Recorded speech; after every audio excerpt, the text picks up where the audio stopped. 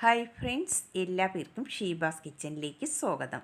ഇന്ന് ഞാൻ വന്നിട്ടുള്ളത് റവ കൊണ്ട് നമുക്ക് എളുപ്പത്തിൽ തയ്യാറാക്കിയെടുക്കാൻ പറ്റിയ നല്ല ടേസ്റ്റിയും വെറൈറ്റി ആയിട്ടുള്ള ഒരു ദോശയുടെ റെസിപ്പിയുമായിട്ടാണ്. വളരെ ഈസി ആയിട്ട് തന്നെ നമുക്കിത് തയ്യാറാക്കിയെടുക്കാൻ പറ്റും. ഏത് കറികളുടെ കൂടെ വേണമെങ്കിലും ഇത് കഴിക്കാവുന്നതാണ്. എല്ലാ പേരും ഒന്ന് ട്രൈ ചെയ്ത് നോക്കണം. വീഡിയോ ഇഷ്ടമാകുന്നെങ്കിൽ ഒന്ന് ലൈക്ക് ചെയ്ത് സപ്പോർട്ട് ചെയ്യാൻ മറക്കരുതേ. എന്നാൽ നമുക്ക് ഈ ടേസ്റ്റിയും വെറൈറ്റി ആയിട്ടുള്ള ഈ ദോശ എങ്ങനെയാണ് തയ്യാറാക്കിയെടുക്കുന്നതെന്ന് നോക്കാം. അതിനായി ആദ്യം വേണ്ടത് ഉഴുന്നാണ്. ഞാനിപ്പോൾ ഒരു 1/4 കപ്പ് ഉഴുന്നും 1/4 ടീസ്പൂൺ ഉലുവയും കൂടെ ഒരു 4 മണിക്കൂർ വെള്ളത്തിലൊന്ന് സോക്ക് ചെയ്തിട്ട് നന്നായിട്ട് കഴുകിയെടുത്തതിന് ശേഷം അതിൻ്റെ വെള്ളമെല്ലാം ഒന്ന് മാറ്റിയെടുത്തിട്ടുള്ളതാണ്. അത് നമുക്ക് ഒരു മിക്സിയുടെ ജാറിലേക്ക് ഇട്ട് കൊടുക്കാം.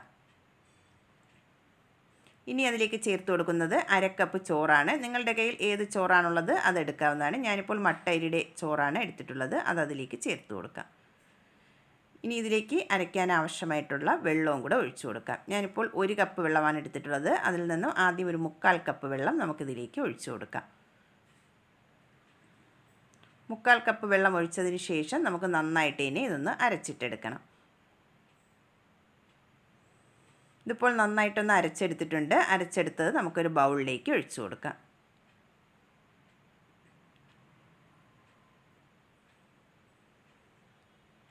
ഇനി നമുക്ക് ആ മിക്സിയുടെ ജാറിലേക്ക് നേരത്തെ ബാക്കി വെച്ചിട്ടുള്ള ആ 1/4 കപ്പ് വെള്ളവും കൂടെ ഒഴിച്ചതിന് ശേഷം അതും കൂടെ അതിലേക്ക് ഒഴിച്ചു കൊടുക്കാം.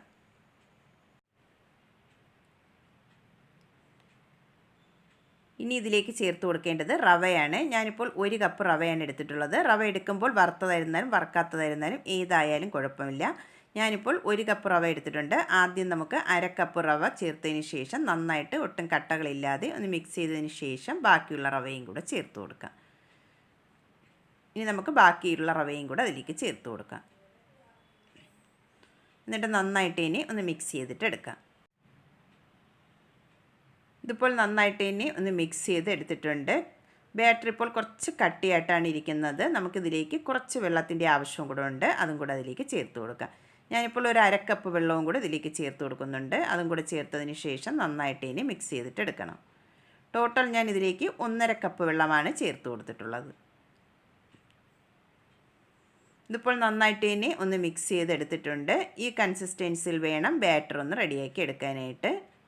ബാറ്റർ തയ്യാറാക്കി എടുക്കുമ്പോൾ ഒരുപാടങ്ങ് ലൂസായി പോകാൻ പാടില്ല. കുറച്ചൊരു തിക്കായിട്ടുള്ള ബാറ്റർ വേണം തയ്യാറാക്കി എടുക്കാനായിട്ട്. ഇനി നമുക്കിതിലേക്ക് ആവശ്യമായിട്ടുള്ള ഉപ്പും കൂടെ ചേർത്ത് ഒന്നും കൂടെ നന്നായിട്ട് ഇനി ഒന്ന് മിക്സ് ചെയ്തിട്ട് എടുക്കണം. ബ്രേക്ക്ഫാസ്റ്റിനുള്ള ബാറ്റർ ഇവിടെ റെഡിയാക്കി എടുത്തിട്ടുണ്ട്. ഇനി നമുക്കിതൊന്ന് ഫെർമെൻ്റ് ആവാനായിട്ട് മാറ്റി വയ്ക്കണം. സാധാരണ നമ്മൾ അരിയും ഉഴുന്നൊക്കെ അരച്ച് വയ്ക്കുന്നത് പോലെ നമ്മളിതൊന്ന് ഫെർമെൻ്റ് ആവാനായിട്ട് മാറ്റി വയ്ക്കണം. ഞാനിപ്പോൾ ഓവർനൈറ്റാണ് ഇതൊന്ന് വയ്ക്കുന്നത്. അതിനുശേഷം നമുക്ക് നോക്കാം. ഇതിപ്പോൾ അരച്ച് വെച്ചിട്ട് രാവിലെ ആയിട്ടുണ്ട്. നമുക്ക് അടപ്പൊന്ന് തുറന്ന് നോക്കാം. സാധാരണ നമ്മൾ ഉഴുന്നും അരിയൊക്കെ അരച്ച് വയ്ക്കുന്ന പോലെ അത്ര പൊങ്ങി വരില്ല മാവ്. എന്നാലും നന്നായിട്ട് തന്നെ പെർഫെക്റ്റ് ആയിട്ട് തന്നെ മാവ് കിട്ടിയിട്ടുണ്ട്. നമുക്കൊന്ന് മിക്സ് ചെയ്യുമ്പോൾ തന്നെ അറിയാൻ പറ്റും നന്നായിട്ട് ഇനി പെർഫെക്റ്റ് ആയിട്ട് കിട്ടിയിട്ടുണ്ട്. ഇനി നമുക്ക് ഇത് നന്നായിട്ട് ഇനി ഒന്നും കൂടെ ഒന്ന് മിക്സ് ചെയ്തിട്ട് എടുക്കാം.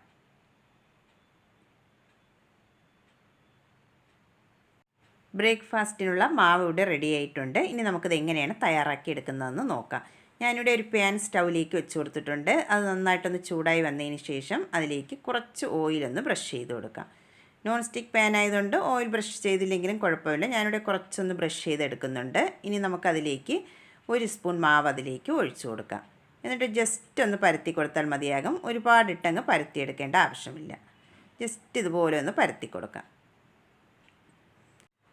എന്നിട്ട് ഒരു മീഡിയം ഫ്ലെയിമിൽ വെച്ചിട്ട് ഇതിൻ്റെ മുകൾ ഭാഗമെല്ലാം ഒന്ന് ഹോൾസ് വന്ന് തുടങ്ങുമ്പോൾ നമുക്കിതൊന്ന് അടച്ച് വെച്ചും കൂടെ ഒന്ന് വേവിച്ചിട്ട് എടുക്കണം.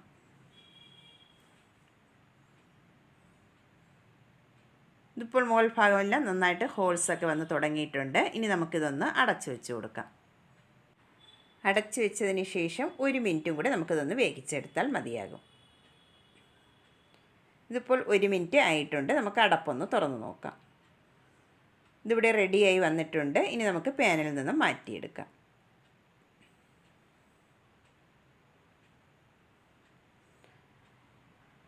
ബാക്കിയുള്ള ദോശയും നമുക്കിതുപോലെ ഒന്ന് റെഡിയാക്കിയിട്ട് എടുക്കാം.